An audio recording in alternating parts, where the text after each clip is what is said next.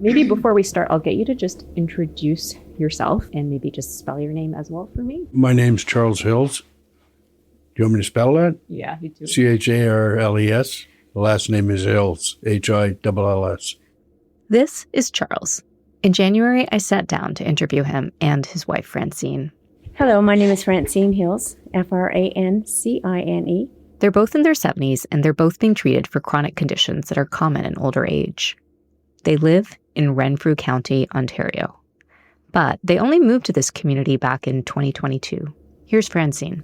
Lived in Calgary for the past 10 years and had wonderful health care there. And actually, our doctor there warned us about coming to Ontario that we weren't going to get the same kind of health care here.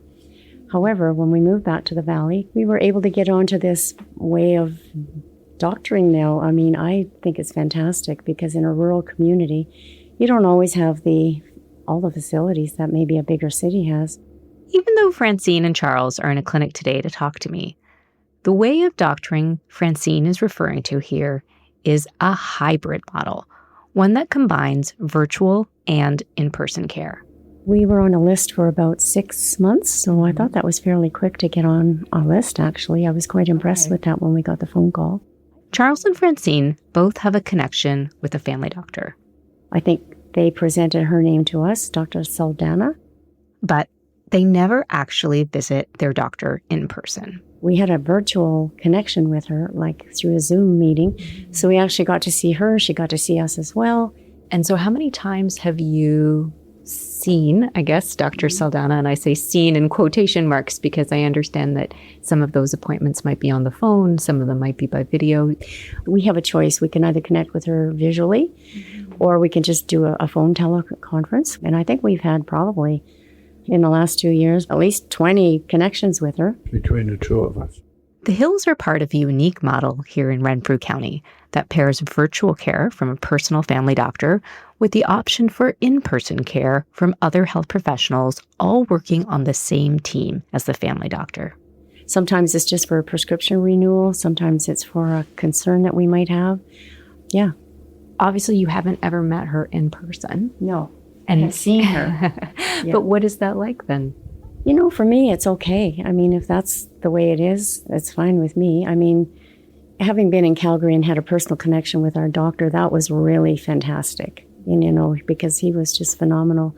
But, you know, this is what we have to deal with, not only us, but many people. So we're okay with it. Now, you may have encountered virtual care before, perhaps with your own family doctor or perhaps through a virtual clinic that provides a one-off consultation. But what I love about the model the Hills are a part of is that it's leveraging virtual care to expand access for over 6,000 people in Renfrew County, people who previously didn't have a family doctor. And it's being done in a way that provides ongoing full-service primary care integrated with in-person touchpoints when needed in a rural, underserved area where there's a relatively small population spread out over a very large geography. In my opinion, having a family doctor you can only see virtually is not as good as seeing one where you have the option of also seeing them in person. But it is far, far better than not having any family doctor and being forced to go to the overcrowded emergency department or urgent care center, or paying for private virtual services where you don't know the doctor. Or, as Francine says, it's better than having nothing. And so today, how do you serve more people in a rural community spread out over a vast geographic area where there simply aren't enough doctors to go around? We're traveling to Petawawa to find out how this clinic is using virtual tools to provide more people with access to full-service primary care. Because if it's working here, we want to know, will it work in other rural communities facing similar challenges? I think other communities could really benefit from having something like this. I think for rural communities, that this is an ideal way to set up healthcare for people because we know healthcare is changing and doctors are not as plentiful as they used to be.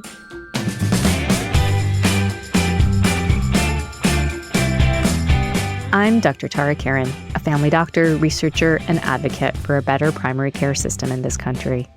And this is Primary Focus, a podcast about the primary care crisis in Canada and how we're going to solve it.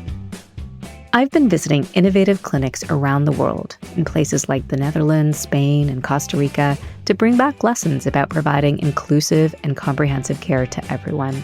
But I've also spent time in many innovative clinics right here in Canada. Clinics that are getting creative as they work to offer better access to care right here at home. And so today, the Petawawa Centennial Family Health Center, and how one family health team is fighting a shortage of doctors using hybrid virtual care solutions. We're going to explore their approach from many different angles, because when I visited the clinic, they'd already set up interviews for me with a few members of their team, including a pharmacist, a receptionist, a doctor, patients like the Hills. Okay, let's get into it.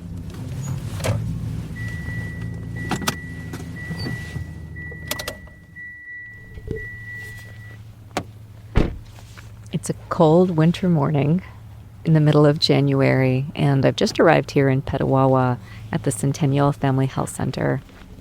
I left early this morning from Ottawa and drove along the Trans-Canada Highway for about an hour, 45 minutes. It's cold outside, minus 20, but beautiful and sunny with clear blue sky and snow on the ground. I'm here to visit Jonathan Fitzsimon and his team, who have started an innovative initiative here, something called the Integrated Virtual Care Clinic. This is an underserved community. It's a rural community where there aren't enough doctors to meet the population need, and the population is spread out over a huge geographic area. So access challenges are huge, and Jonathan and his team have, come up with creative ways to try and address those access challenges. Hi! Thanks for having me here. Her winter coat. Come on. Yeah, I got my winter coat because it's very cold outside. My brother's wife is from Scotland originally, so my brother's still in England. And This is Dr. Jonathan Fitzsimon, who I mentioned just a minute ago. He's the medical lead for both integrated virtual care and the Virtual Triage and Assessment Center here at Renfrew County. So I just took a picture of my car, which said minus 23 on the dashboard as the kids were getting out to go to school. Exactly. I said, well, you guys stay warm in Scotland. Yeah, like minus 3 or something. The Petawawa Centennial Family Health Center is located about a 2-hour drive west of Ottawa, in Petawawa, Ontario, a town known for being the home of one of Canada's largest military bases. The clinic has 2 satellite locations, one in Pembroke and the other in Deep River. But today, I'm at the Petawawa location to meet with Jonathan and his team. You know Jonathan? Yeah. We've met a few times. Yeah. I asked Jonathan to host me at his practice because I think they're doing a few things really well, and I wanted to do a deep dive into exactly how they're offering care in an underserved rural area by integrating virtual care from off-site family physicians with their in-person team. For context, the 2021 census data puts Renfrew County's population at just over 106,000 people. Now, those people are spread out over Renfrew's 8,000 square kilometers that stretch from the outskirts of West Ottawa along the Ottawa River to the northern tip of Algonquin Park. Now, there are a few well-known small towns in its border, places like Deep River, Arnprior, Pembroke, and Petawawa, where Jonathan's clinic is located. Many of Renfrew's residents live outside of even these main centers. It's a very rural, beautiful, and densely forested part of Ontario.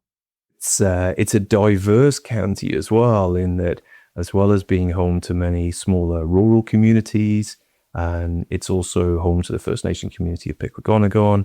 It's home to a large garrison, military garrison at Petawawa, and Canadian Nuclear Labs has a site in Deep River, which somebody once told me has the largest concentration of PhDs anywhere in Ontario. Okay. So yeah, absolutely a diverse community, but grounded in a sense of being a rural community with a rural history and background, and certainly some more remote, smaller communities as well. Jonathan's been working in the county since 2014, but his arrival here was definitely not the first time he's been part of a rural practice. He grew up in the UK and trained as an engineer, but then he served in the Royal Air Force for 6 years before attending medical school. After his residency, he actually spent a year volunteering as a doctor in Bolivia. I did community medicine out in some very rural indigenous communities in the Altiplano, the high part of Bolivia and the foothills of the Andes. But in Bolivia, I met a teacher at the language school who's Canadian, and I guess the rest is history there. So we went back to the UK for a few years. After spending a few years in the UK doing his family medicine residency, he and that Canadian teacher, spoiler alert, now his wife, moved to Ontario, where he set up shop as a family doctor in Arnprior. It's the first town into Renfrew County, and did everything you'd expect of a family doc in a smaller town in a more rural community. So, I had a full-time office practice. I was doing hospital medicine. I was on the board of the family health team. I was involved in some other sort of community health activities and committees and things. So, fully sort of part of the healthcare community in a smaller town as a family doctor. And then COVID came along. I think for everyone who works in the medical field, there is, and then COVID came along moment that changes everything. But for Jonathan, the pandemic really did change everything about the way he does his work, his position at the clinic, and how the people of Renfrew County receive care. Because in 2019, access to care in Renfrew County looked a lot different than it does today. No urgent care centres, no walk-in clinics, a massive problem of lack of primary care access and family physicians. We were looking at around 20 to 25% of the county unattached, meaning zero access to primary care. So go to one of the 5 emergency departments in the county as your only means of accessing any form of healthcare, essentially. The question was posed, what are we going to do in this large county where putting a COVID assessment centre anywhere in the county means it won't service most of the county because it's just too far away from most people. And the idea that you could put many assessment centres in all of the communities wasn't logistically possible. Well, I fell into the trap of making a suggestion and then being asked to kind of run with it and see it through. So I fell back on an idea from my time in the UK where in the after hours service there, you can call a single telephone number when your family doctor's office is closed. And the option would be you could either have a telephone appointment, you could maybe go to 1 or 2 clinics that remained open in the evening, or there was even a family doctor being driven around to care for vulnerable homebound patients. So Jonathan pitches the idea while on a phone call with the county's chief paramedic, the executive director of the family health team, and the CEO of Arnprior Regional Health. And then, like with many decisions made during a crisis, they hit the ground running. Everybody focused around the idea that maybe we could have this combination of virtual and in-person support to make sure that everybody in the county, that nobody is left behind, everybody has access to care, and we're not going to leave people suffering at home in silence. And at the same time, they're not just all going to turn up to the emergency department, which was clearly one of our goals to avoid. And that really was how VTAC was born, the Virtual Triage and Assessment Centre. Jonathan says it was originally set up to be a COVID assessment center, but very quickly began providing access to a doctor for any primary care issue. A family doctor was assessing patients virtually, but when needed, patients could be seen by a paramedic in person at the clinic or even in person at their home for those who were homebound. With the Virtual Triage and Assessment Center, any Renfrew resident who didn't have a family doctor or couldn't get a hold of their family doctor could call a 1-877 number that was answered by a medical receptionist, just like the one Jonathan remembered from the UK. This line, it was staffed from 8 a.m. to 8 p.m. 7 days a week. And when people called, they could arrange to be seen by a doctor by phone or video, or arrange to be seen by a paramedic right in their home for an in-person assessment, or make an appointment to see a paramedic at one of their in-person clinics. Or, in some cases, the medical secretary would forward the patient to another community service if more appropriate. The Virtual Triage and Assessment Center still runs today, and it continues to provide urgent episodic care to people who live in the county, whether or not they have a family doctor. Although Jonathan tells me that about 3/4 of those who call that line actually don't have one. He also tells me that about 85% of the care provided through that Virtual Triage and Assessment Center is provided actually by a virtual family doctor. Only about 7% of calls are assessed on site by a paramedic together with an off-site doctor, and another 7% are seen solely by paramedics. And less than 2% of calls in 2024 resulted in a patient being given advice to go to an emergency department or to call 911.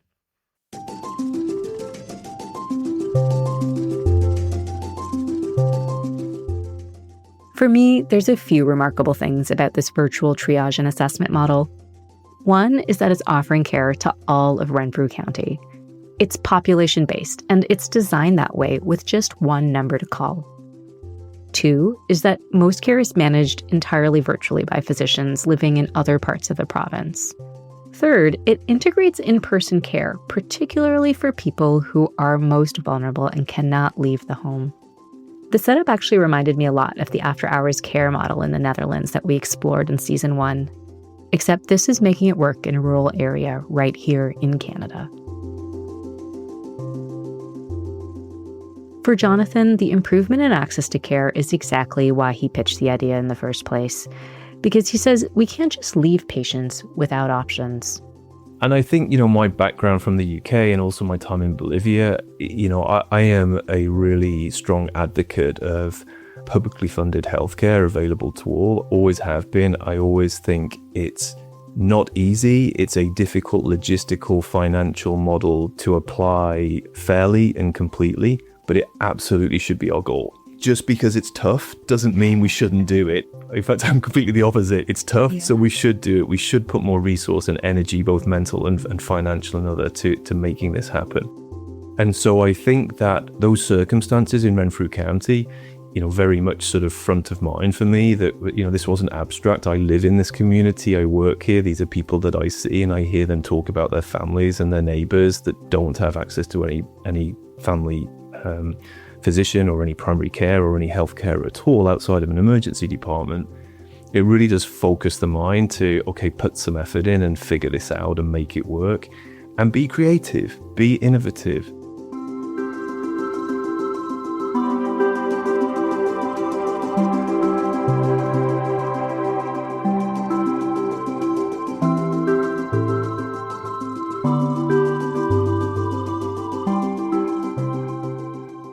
Before we move on to how residents of Renfrew County are getting ongoing access to family doctors through a hybrid approach, I want to say one more thing about this virtual triage and assessment center model.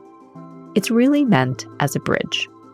Yes, the assessment center is offering urgent care for hundreds of patients in Renfrew who don't have a family doctor, but the assessment center is really meant only as a patch until all residents eventually have ongoing primary care with a family doctor or nurse practitioner or team with reliable access.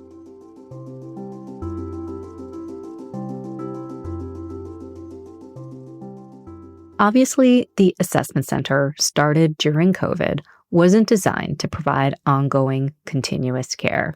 But it quickly became clear to Jonathan and his team that this hybrid approach could be used to provide ongoing primary care to more people. I think what we realized very quickly was that model was very effective, was very well supported locally, and was very much appreciated by certainly people that didn't have a family doctor and didn't have access to primary care. And it worked well clinically, technically. And so we said, well, if it works well linking family doctors working off-site with paramedics locally, why don't we consider having family doctors off-site work with an entire family health team locally and actually attach patients to that doctor? Because the county, like many rural communities, has a huge problem with recruiting new family physicians to relocate to these communities. But if we could tap into the entire family physician workforce in Ontario, have a system where they can work off-site, but they're embedded and connected with a local family health team with all of the in-person supports of other physician colleagues, nurse practitioners, and all of the allied health professionals of the family health team, could we actually deliver team-based, comprehensive primary care attached to a named family physician using that same hybrid of virtual, in-person, at home, in clinic? If you haven't guessed it yet, the answer to that question is yes. That's how their integrated virtual care approach, or hybrid approach, was born. You'll hear Jonathan refer to it as IVC. The family health team serves about 6,000 patients who have a family doctor who works remotely, often in Toronto. But they are fully supported by an interprofessional team that's on site. This could include dietitians, social workers, pharmacists, respiratory therapists, midwives, nurse practitioners, nurses, and also some on-site family doctors. It's what Jonathan calls a hybrid primary care program. Your doctor might be in Toronto and only available to you by phone or video, but the rest of your health team is available in person at one of 3 Renfrew-based clinics. This is the kind of service the Hills, who you heard from in the opening of this episode, are a part of. Jonathan says one of the challenges is that Renfrew has been a victim of the inverse care law. It's a term actually coined by Julian Tudor-Hart in the UK many decades ago. He used the term to describe situations where areas of higher need have fewer resources. So while the virtual triage and assessment center was and is important and impressive, Jonathan knew that Renfrew County still needed a permanent fix so that every resident was able to receive reliable, ongoing access with a family doctor or nurse practitioner, not just a one-off visit. And that's where his plans for hybrid primary care, or IVC, comes in. We decided to partner with one of our family health teams in the county. So the Petawawa Centennial Family Health Centre. I worked with the executive director there, Judy Hill, to bring to fruition this process called Integrated Virtual Care, IVC. So they have funded salaried positions for physicians, but couldn't recruit physicians to fill those slots. So what we did was open it up to physicians working anywhere in Ontario who were able to work off-site, become a member of this team, but be part of a group of physicians and nurse practitioners and allied health professionals to roster their own patients and have their own list of patients. So patients are told, this is your doctor. You have a family doctor. You're not going to see your doctor in person in the clinic, but they are responsible for your care. You'll have telephone and video and secure messaging and all of the virtual options. And for those times where you need an in-person assessment, a physical examination, either a physician or a nurse practitioner, a colleague of your doctor's will do that in the clinic, in your local clinic. And you'll have access to the nurses, the dietitian, the midwife, and all of the other allied health professionals in the team. And we've grown over the last 3 years now to provide that level of attachment to previously unattached people. Over 6,500 people now have comprehensive, permanent attachment to team-based primary care. That's incredible. So that's 6,500 people who had no access to care at all before? They'd either not had any family doctor or they just lost their family doctor because we've had a number of retirements and relocations.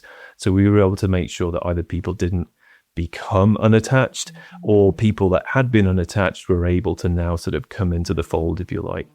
Over 6,500. And we had a second site now at the North Renfrew Family Health Team in Deep River. And that's part of the IVC Integrated Virtual Care Program as well.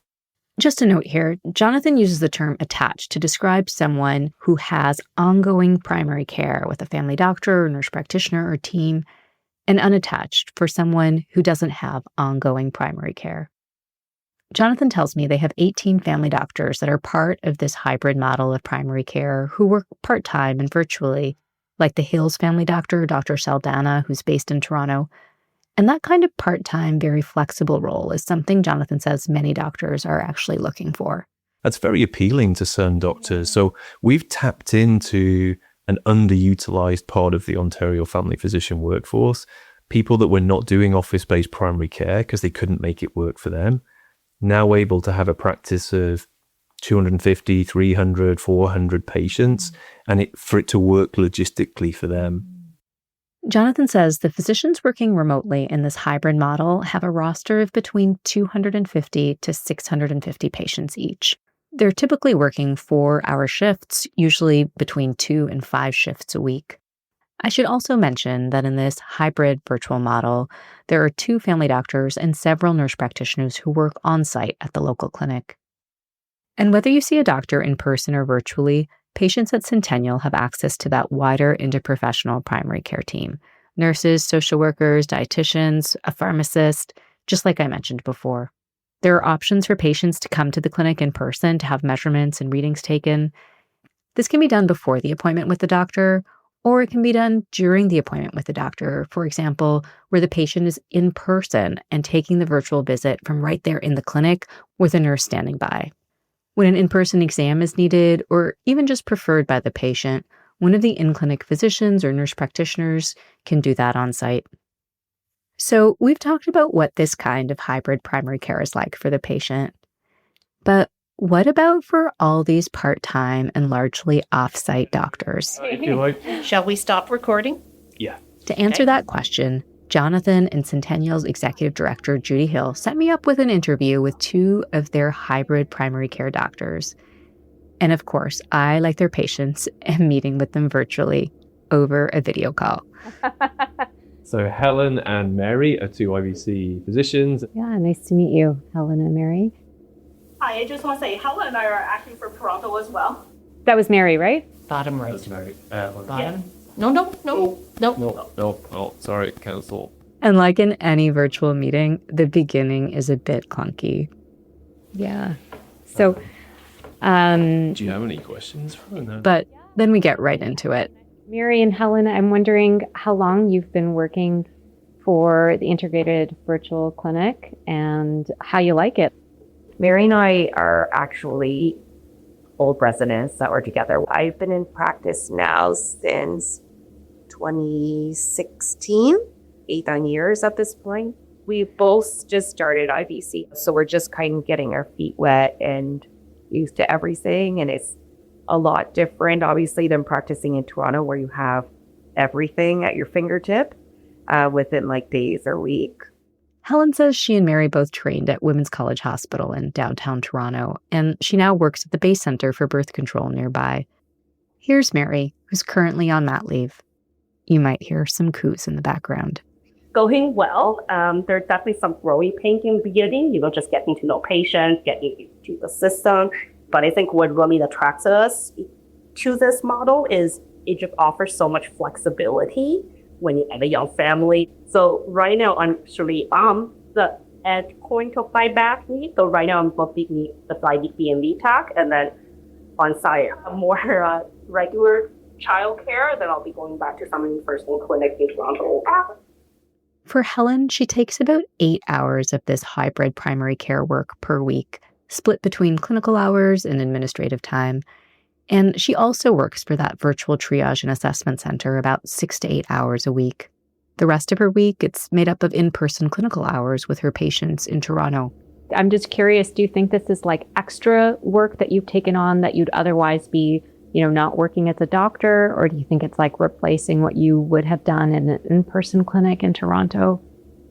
I like this better, and I think part of it is now that COVID, like virtual care, has become this like whole new thing.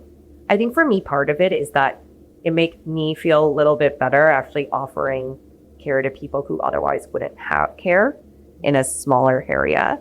I think that sometimes for me, at least practicing in Toronto as a patient can be quite trying and a bit more demanding, whereas I feel like a lot of you patients through VTAC at ITC are genuinely very thankful for care and very grateful that you are there for them, even though it's in a more limited capacity. I do think we can do a fair amount virtually. Obviously, can't do everything, but I think that we can definitely really decrease the amount of like non-urgent approach visits that people have by doing this kind of method of practice.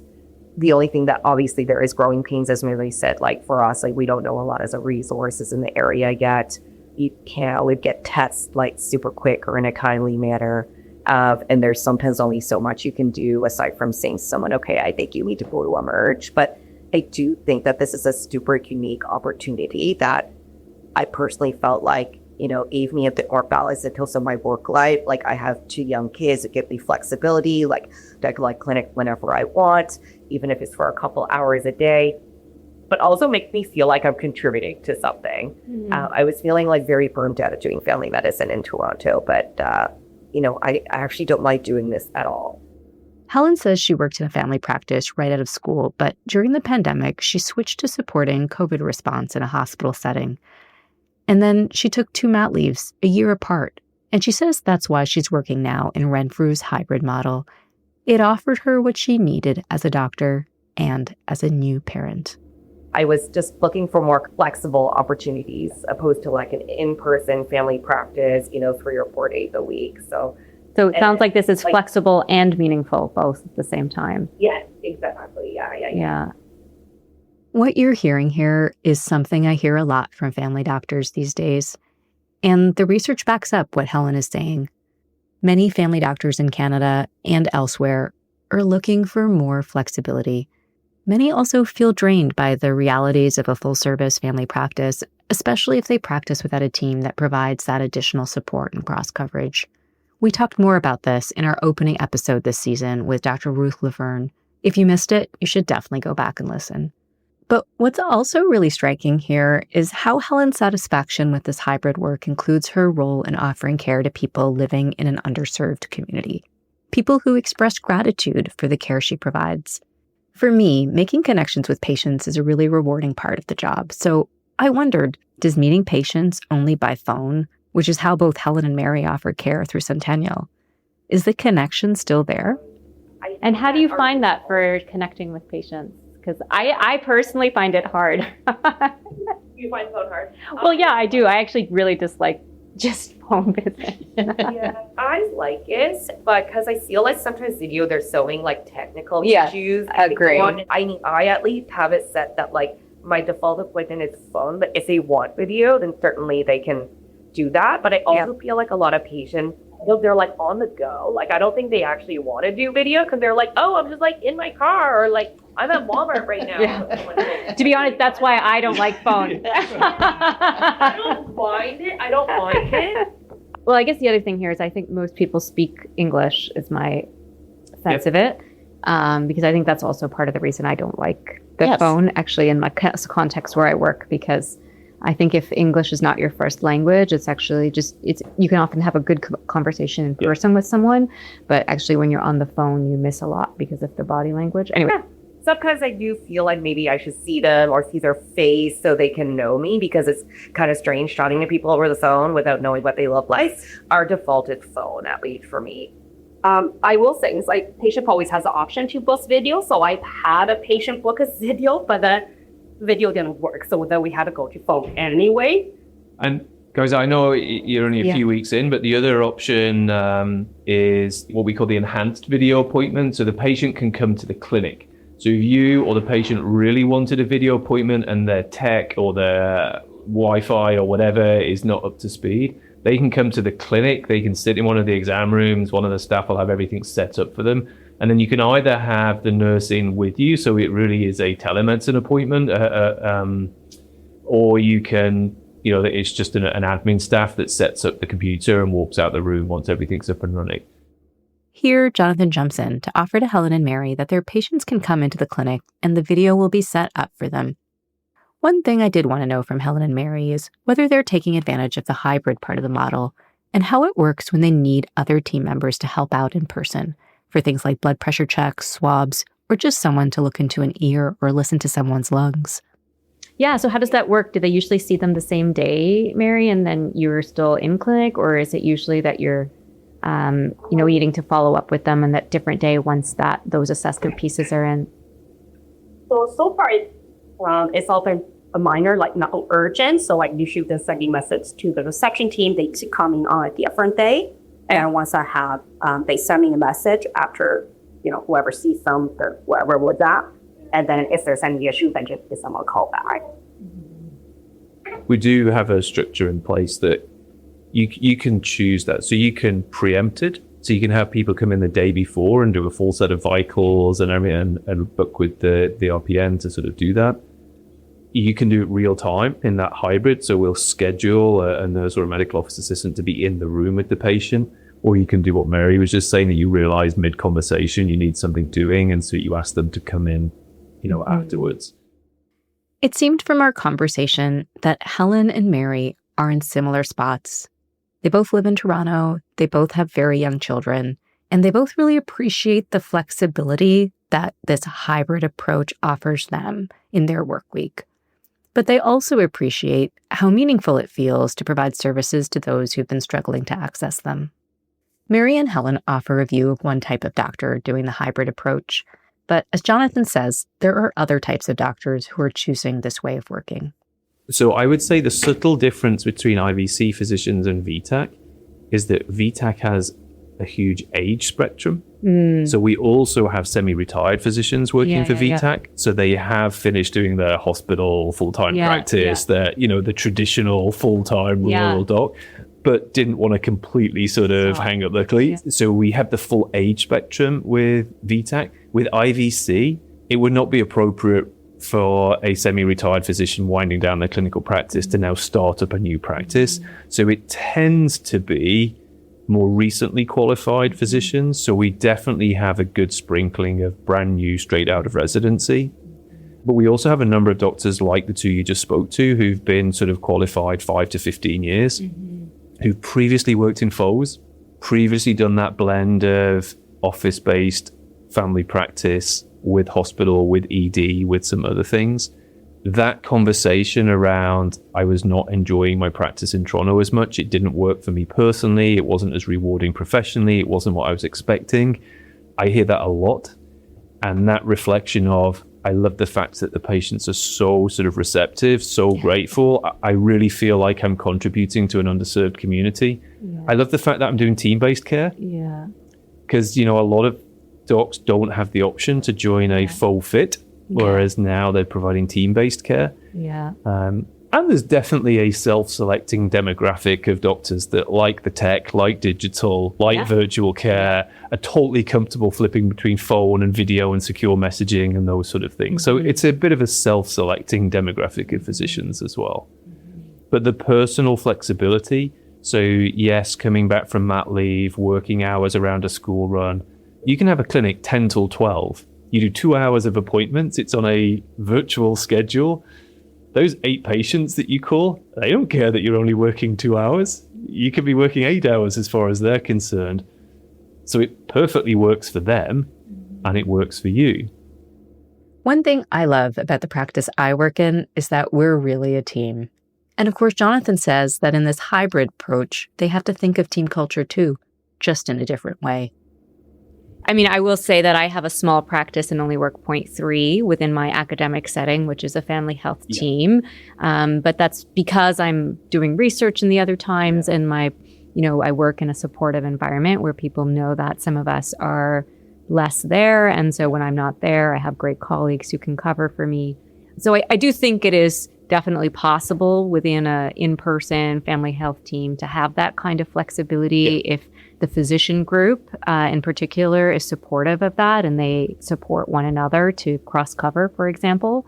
I know also our chief of our department, there was a time where she really wanted also to have people who were in the clinic more because then they're more engaged and present and can be there more for the team.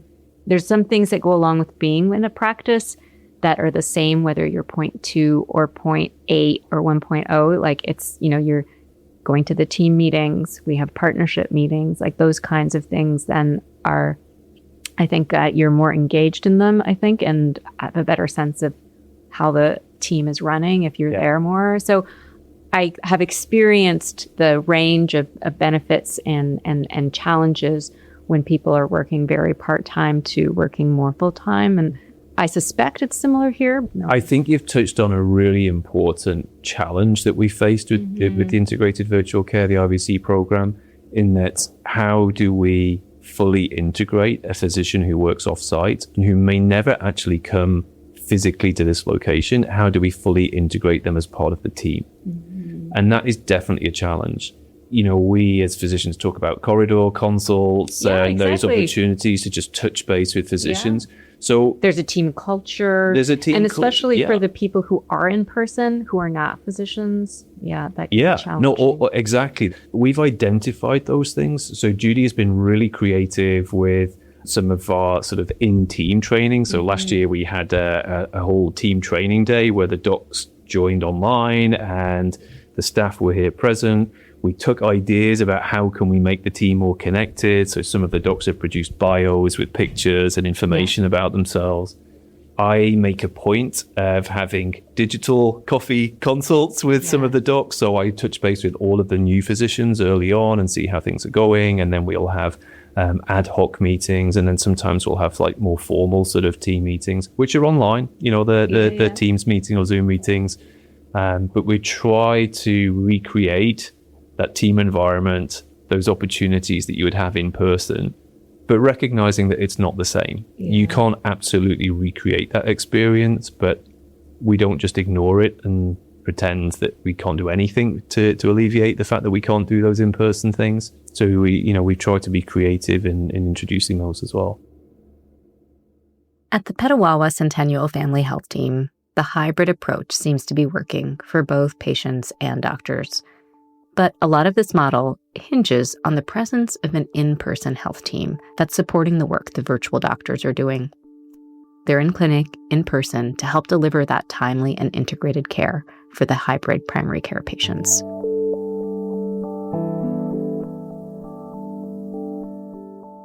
Next, I talked to two members of that team about how it's going and where they've seen bumps along the way.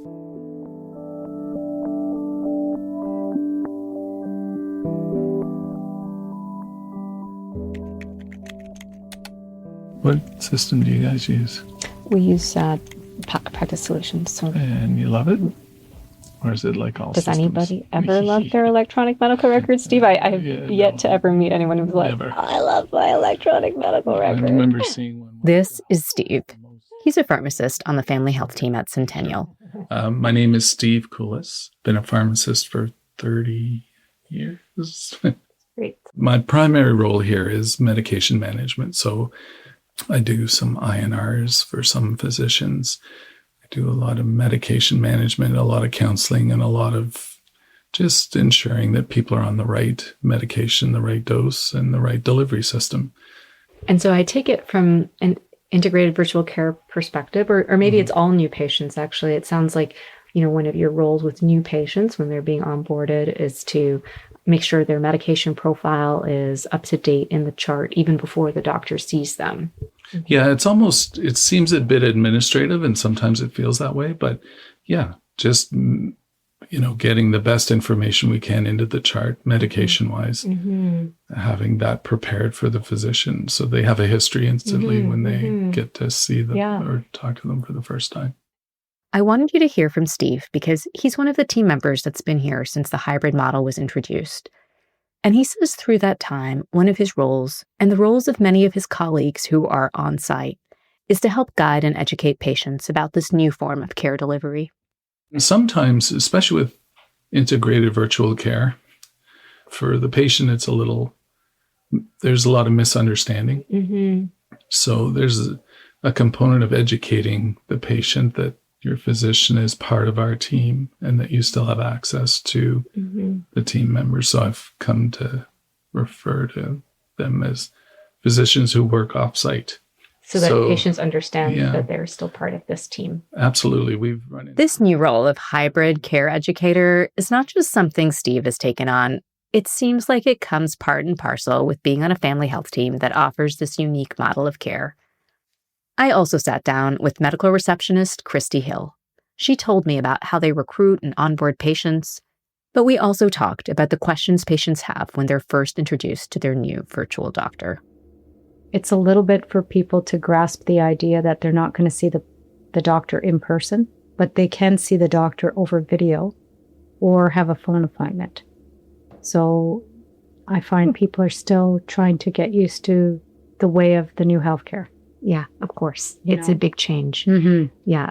And what do you hear from patients actually when you describe what the model is? Because they're on a wait list and they're not necessarily on a wait list for this model, I think, right? They're on a wait list to have a doctor, but this is what is being offered, not necessarily the in-person kind of standard that they're used to. So yeah, what are the kind of reactions that you get from people? They're a little bit surprised that they're not ever going to see their doctor in person. Although some of the off-site virtual doctors do come up to the clinic from time to time, but the majority of them don't.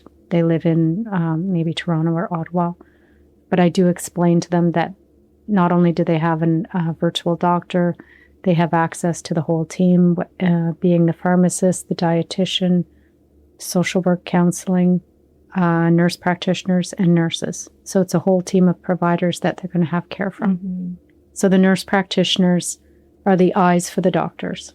Eyes and hands. Eyes and hands. Let me rephrase that. You're right. Exactly.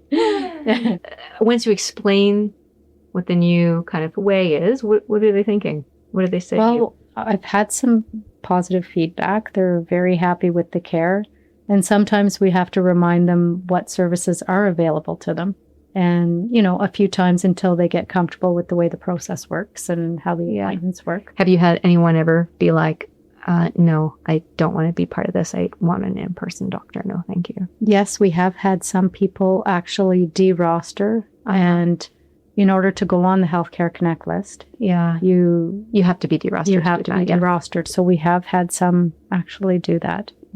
And we're not sure how long they're going to be waiting on that list for. And we, always let them know that as well. So it's been an interesting process. I love being the one that makes that call. It's a good call to make and to receive that you're getting a family doctor. So I really enjoy what I do. Happy to help the community as much as I can. Yeah, thanks so much, Christine.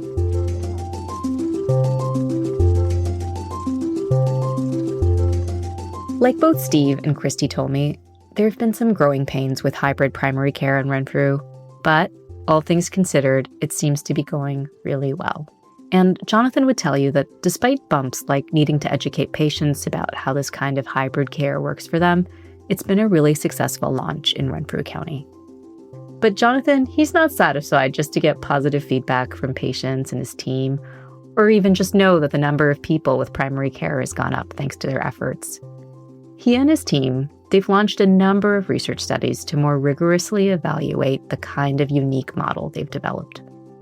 Their early research has demonstrated that even within the first few months of getting ongoing primary care as part of this hybrid model, patients get important preventive care interventions like cancer screening or counseling to stop smoking, things they didn't have access to before. And the research has also shown that the vast majority of patients in the hybrid model, they're satisfied with the care they're receiving. There's no doubt that this model is far better than no access to primary care. But research underway is going to help us understand how this model compares to more traditionally delivered primary care. Really, certainly 5 years ago, this dramatic physician shortage that we had. Yeah, absolutely. I mean, I think that's what I've also heard clearly from the patient I spoke with was like, they actually rated it very high, this care, but I think she said something like, what would I have otherwise? Nothing, right? Like, it's way, way better than the alternative, which is nothing. Not just better than nothing, it's like actually very good. But I think it's an important comparator that if they weren't doing this, they wouldn't have anything. Yeah. No, that's a really important point. We talk about how far have we moved the needle. Yeah. And if your status quo was, I have no access to healthcare apart from an emergency department, you're pretty close to zero on that swingometer of how good is your healthcare. Yeah. Now, 100%, I've got same or next day access to my own family doctor who's supported by a family health team in my community. Sure, that's the 100% that we all want to get to. How close to 100% has IVC brought these people? Yeah. And I think what you're finding from talking to some patients and some staff and what our experience is, we're moving a long way towards that. This is not just, well, it's kind of better than what I had before. This is getting pretty close to that gold standard option that we'd love to provide to everyone.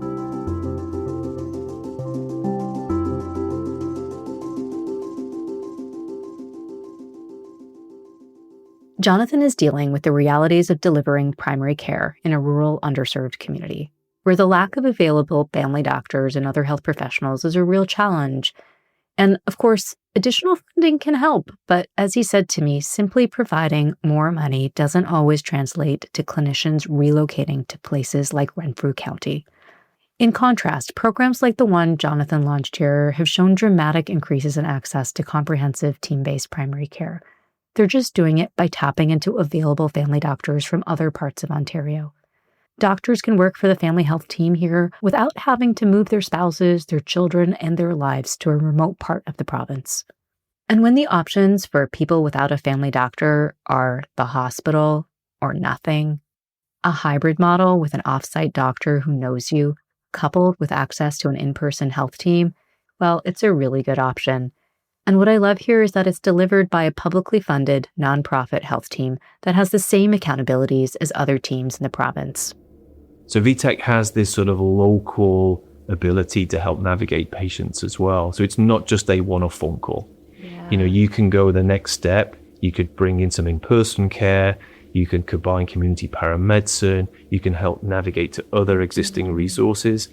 And then ultimately, although our numbers are limited, ultimately we have this attachment arm as well through IVC, which, like you said, is permanent attachment to comprehensive team-based primary care with a named family physician. Here, Jonathan and I are contrasting the nonprofit, publicly delivered integrated virtual care model, or IVC, as he calls it, that takes place in Renfrew County with the type of episodic virtual care services provided by for-profit, shareholder-driven corporations that has become more common across Canada since the COVID-19 pandemic. So a very different model. And I think the other differences, of course, are you're getting funding from the Ministry of Health to do this work, but all that funding is going directly into things that support patient care delivery. There is nothing going to a profit. It's all going to like the clinicians themselves. Yeah. The County of Renfrew actually is the fund holder. So the funding comes from the Ontario government through Ontario Health to the County of Renfrew. And then the emergency medical services, the paramedic service is actually given through the County of Renfrew. So that sort of like governance structure, if you like, ultimately goes up to the County of Renfrew. Yeah, and then there's I know that I've heard rumors of upselling with sometimes when patients are given the opportunity to have a free appointment with a virtual service, and they might be asked to also pay. Do you want to pay for seeing a dietitian or something else that's not covered? Where that's all covered here, and there's no private pay option that's being upsold to them. Yeah, but I think the other difference here is because you guys are a family health team, you have the same accountabilities that other family health teams do. You have to report on quality metrics. You have to deliver an annual report to the ministry. Absolutely. In fact, it's for how you're using the resources that you're given. It's even more so than that because we report as the family health team, but we also report as the IVC program. Yeah. So we're doing additional reporting, and that takes several forms. Actually, we report formally to the Ministry of Health about what we're achieving through the IVC program, in addition to the regular family health team reporting. But we also have a really extensive evaluation program of what we're doing. And I love that. I love that you're trying to learn by using the data and putting it out transparently. Yeah, and we've done that both qualitatively and quantitatively. So we're looking at Ontario's population level health databases to really dig into the detail of the clinical and economic impact compared to other models of care. But we've also done qualitative research, talking to patients, talking to providers, to evaluate their experience of this program. And we published a number of papers, and we've got another couple of papers currently in peer review that, really we want to show, we want to be transparent. We're actually quite proud of what we've achieved. So we want to share it as well, to say, look, from a patient, a provider, and a funder perspective, this is a win-win-win scenario. It's not perfect. It's not for everyone. It's not the be-all and end-all. It's not the silver bullet. But it's working really well for a significant number of people, and I think there is definitely scope for it to grow further.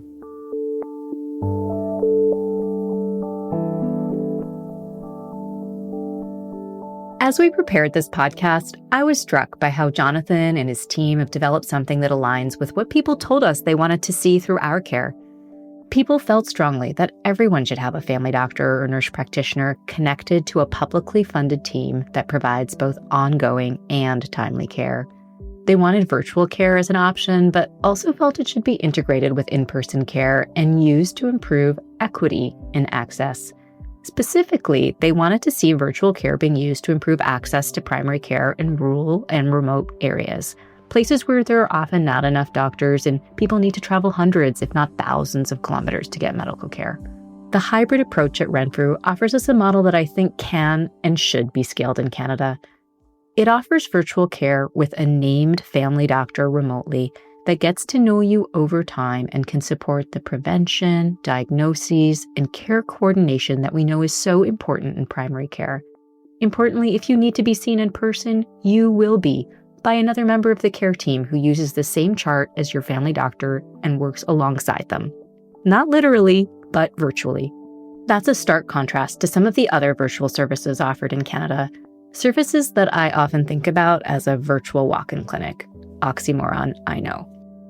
In a virtual walk-in clinic, you see a different remote doctor every time, and they may not have access to your record, and there's usually no option to be seen in person, and services are generally not designed to meet ongoing care needs. Studies we've done have shown that people who access this type of virtual walk-in service end up using the emergency department more than people who get virtual care from their own family doctor. I really believe that an ongoing relationship with a family doctor who knows you is one of the secret sauces of good primary care. And I love that the Renfrew model has this at its core, and that it's leveraged the use of the broader team in a way that integrates virtual and in-person care. It's impressive that through this innovative model, they've been able to provide primary care to more than 6,000 people who previously had nothing.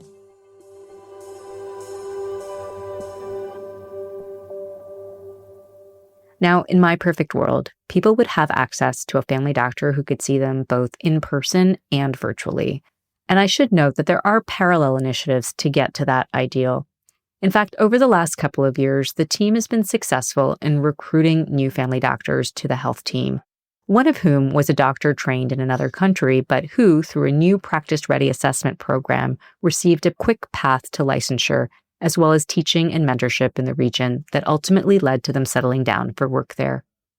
Jonathan also mentioned that they were successful in recruiting a local family doctor to the team, and that part of the enticement was actually the hybrid program, knowing that they could provide care both in person and virtually. As challenging as the current situation is for so many people, it's good to know that there are good people out there making good things happen with their passion, energy, and creativity.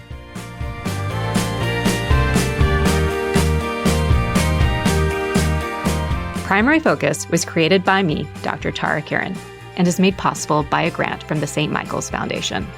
Miriam Dinesh is our research coordinator, Seema Marwaha and Emily Holton are our creative advisors. Our producer is Avery Moore-Kloss. For more information on the Our Care Standard and the public's vision for a better primary care system, visit ourcare.ca. And if you'd like to read more content from me about Canada's primary care system, give me a follow on LinkedIn. I'm really hoping you enjoyed this episode, and if you did, we'd really appreciate it if you could send it along to a friend or a colleague. And don't forget to give us a follow on your favorite podcast app. We want to spread the word about how to build a better primary care system, and we really think it's going to take all of us working together to get on the same page and raise our imagination for how it is that we can do things better. We'd also love to hear ideas from you or comments about what you think about these episodes. To do that, just email primary.focus@unityhealth.to. Family doctors listening to this episode, you can claim MaidPro credits by completing a linking learning exercise. Just see the show notes for more information.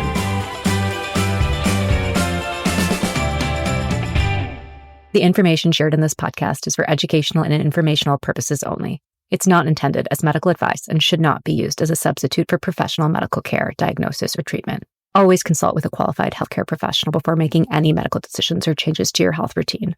The views expressed in this podcast are those of the speakers and do not necessarily reflect the views of any organizations I may be affiliated with. Side effects of listening to this podcast may include a strong impulse to help fix the primary care crisis in Canada, a feeling of anger over how many Canadians do not have access to primary care, increased feelings of empathy toward primary care professionals who are just trying to make it work, and intermittent visions of hope that we can find a better way.